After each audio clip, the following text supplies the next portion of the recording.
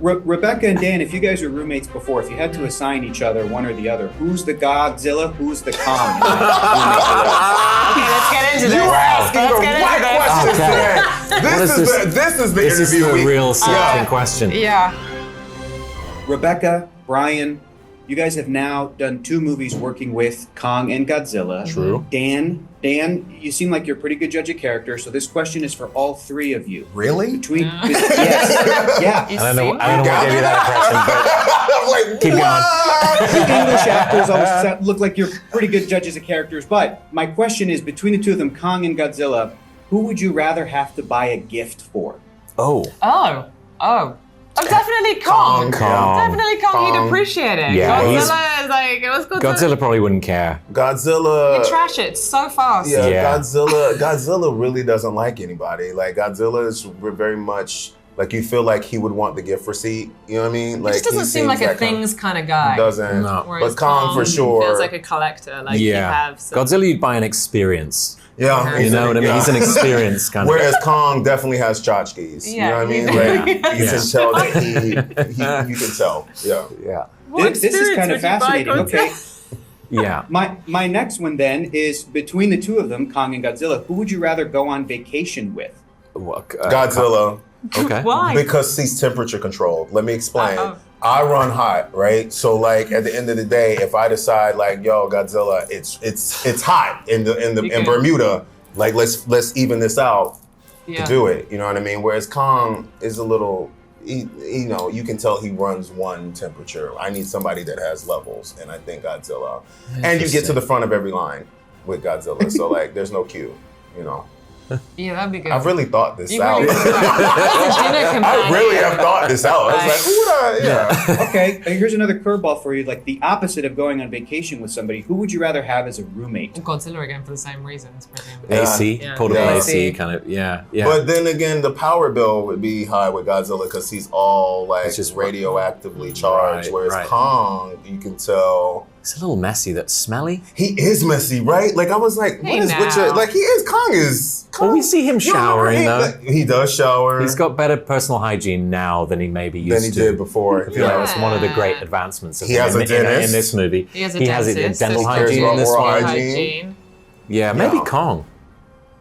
I don't know. Kong just feels like that dude that will eat the stuff in your fridge even if your name's on it. You know what I'm saying? Like he feels like that guy that like passes gas and like, I don't know. I don't trust Kong. I don't know. And he looks like he sheds. You know? Brian, it sounds like you're speaking from experience. Did you have like a roommate that reminded you of Kong in the past? That seems what it sounds like. It's why. First of all, they used to be roommates, so they would know more about. I just roommates are hard, man. You know what I mean? Yeah. Like it's hard. Like it's just like, and I just feel like Kong will never be on time with the rent. You know what I'm saying? I feel like utilities will not be split down the middle. I don't know. Rebecca and Dan, if you guys were roommates before, if you had to assign each other, one or the other, who's the Godzilla, who's the Kong? Okay, let's get into this. You are asking the Let's right get into questions today. This is the This is interview the week. real something question. Yeah. What does that mean? Well, she knows. You're going Rebecca to answer knows. this. like a blanket destruction, slightly radioactive. I mean, Dan is Godzilla. Yeah. I'm Kong. You're Kong. I'm Kong. I'm There's your answer. I don't know why. I don't know. We don't need to explain that. There's no, I don't think you even have to go I into don't wanna depth go about in. that. You don't have to do it. You don't have to do it. We want to keep Dan, this friendship. you agree? There's no argument there? You I'll think take that that. Rebecca nailed it? Okay. Yeah, I think so. Yeah, you know. I'm just going on colouring, really. Sure. True. Yeah. There you go. Blue. You're a blue. little blue and You're a little hairy. pink hair. Guys, I'm sure that I have you a good head of hair. There you go. Nothing compared to trappers, but I like, you know. I know that the first film you were on, Godzilla vs. Kong, you had some nice memories that you made with Rebecca Hall, where you guys were doing magic tricks with rocks and you were teaching her ASL. What new memories did you make with Rebecca while you guys were making this new movie? Gosh, I have so many good memories. I love just chatting with her. Whenever my family would come as well, she would bring her daughter and her daughter's so cute, so we would just chat with her all the time. If you could communicate with any other monster or titan in this franchise, the way that your character Gia communicates with Kong in the film, which monster would you want to communicate with and why? I don't think I have any specific monster I would pick. I would probably just pick Kong again because we just have such a similar experience with each other. They have such a great connection. So I like how they show that smooth connection. So my answer is still gonna stay as Kong. You're very, very good at conveying emotion when I am sure you are acting with nothing but a giant green screen. Do you have a special technique? Do you have a way in to get into that kind of acting when you have to act with CG that isn't there yet, which seems like it's very difficult to do? I think I just act. I try and remember what I am acting with on the green screen. I don't want to give anything away from the new movie, but your character Gia, she goes through quite a journey. And if there was an opportunity for you to come back to play the character again, where would you like to see Gia go in the sort of larger MonsterVerse story? She's safe now. I think I would like her to be able to help more people and help people just like her as well. You were awesome in the movie. You were awesome. Thank you so much. Thank you guys for talking to me. Thank you. Have a great day. How did you and the team decide on the title, Godzilla Kong, The New Empire, as opposed to doing another versus like the last movie? What does that X mean for the story, for the characters, and how would you prefer we pronounce the title out loud? Well, it's pronounced technically Godzilla Kong, but you know, in terms of the abbreviation, I tend to just say GXK because it sounds fun and cool. Yeah, I mean, I think when we were actually shooting the film, I think the working title was actually Godzilla and Kong.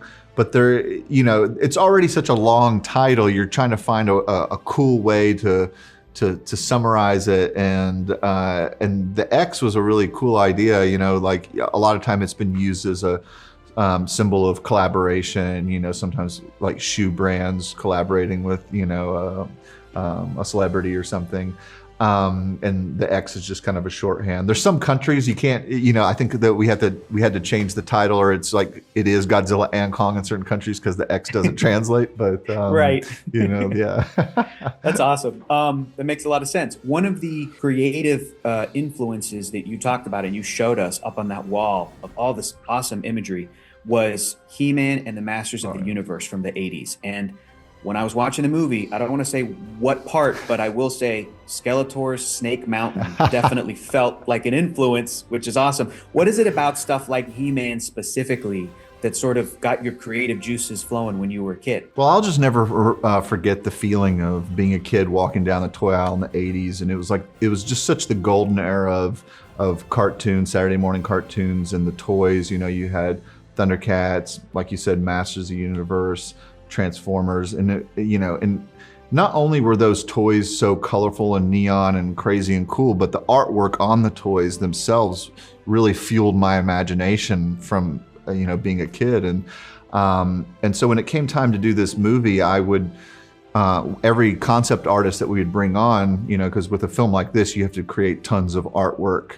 When you're designing the characters, the environments, and everything in between. But I knew specifically that, I wanted this look. So I would take all the concept artists aside, have a short little meeting where I explained to them, like, look, I want the color palette and the vibe of your artwork that you're approaching with this movie to capture the feeling of, walking down the toy aisle in the 80s. It was like something I'll never forget. And, and it was important that not only were we trying to create this big stylized look, but try to find ways to ground that, like can we create this like very colorful, over the top stylization, but then find ways to make it real. Yeah, this is the highest compliment I can give, Adam, because I am so vibing with that. This movie is incredibly toyetic, which I love. I love. So my last question for you here, in that same vein, the other influences we saw were some of those classic Showa era Godzilla and Kaiju movies. What specifically from that classic lineup were you excited to bring into this film? Well, I just like the sort of over the top colors of the Showa era. Godzilla versus Hedorah is my favorite in that series, and the reason I like that film is because it's pretty experimental in terms of a lot of things it's doing. I've always said it's sort of the Easy Rider of Godzilla movies. It's very, kind of psychedelic and almost like acid influenced. And I just like that they take so many chances stylistically. And so whenever I was approaching my film, not just in terms of the color palette of those things, but even just that sense of experimental filmmaking, that it had, I wanted to carry over. And so the idea of doing long sequences without any dialogue, where it's just driven from the monster's POV, that was the thing that was my number one goal with this movie. And having made GVK, I had the confidence going into this that we could pull it off and that the monsters could, for the first time ever, really tell their own story.